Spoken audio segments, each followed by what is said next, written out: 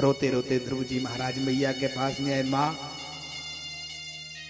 मुझे माँ ने धक्के मार करके भगा दिया है, भगवान कहाँ है? मैं भगवान को प्राप्त करना चाहता हूं, भगवान के पास जाना चाहता हूं। कहाँ भगवान है? बेटा तुम भगवान की बात करते हो, भगवान तो सब जगह पर है, चाहे जहां पर चाहोगे उस जगह पर भगवान मिल जाएगा। ऐसा नहीं कि वन में ही भगवान मिले।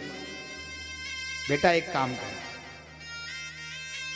एक चूल्हा जलवाया, उस पर बटलोई में जल रखवाया, जल रखवाने के उपरांत में उसी में नमक के कंकड़ दिए और कह दिया कि बेटा ये नमक के कंकड़ जल में डाल दे। जैसे जल में नमक के कंकड़ डाले, थोड़ी देर बाद घुल गया जल नमक उसी में।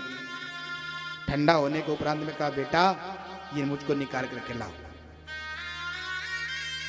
और जैसे ध्रुव ने हाथ डाला उसमें नमक नहीं मिला।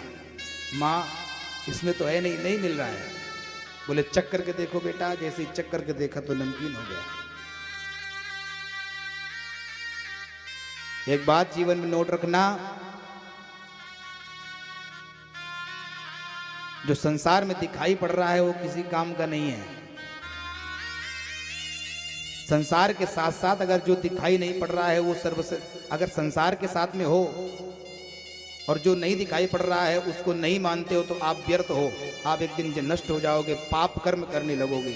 और संसार के साथ साथ अगर आपने ये मान करके रखा है कि जो नहीं दिखाई पड़ रहा है इस संसार में वो अगर मेरे पास में है तो आप संसार का भोग करते हुए भगवान के धाम को प्राप्त होंगे। बोलो कृष्ण कन्हैया लाल की। सारी आप भोजन बना लीजिए, सब्जी बना लीजिए, सारे व्यंजन डाल दीजिए, हल्दी नमक हल्दी आदि जो भी है, आलू टमाटर वो भी बंदा जो भी डाल दो, सब दिखेंगे, सब दिखेगा आपने क्या क्या डाला है। लेकिन नमक मत डालिए, वो दिखेगा नहीं, कोई नहीं जान पाएगा कि इसने पढ़ा है कि नहीं पढ़ा है। लेकिन जैसे ही आप चखोगे तो वैसे ही पता चलेगा तो इसमें तो नमक ही नहीं है, बिल्कुल पाने का मन नहीं हो रहा है, हटाओ इसको, नहीं पाना है।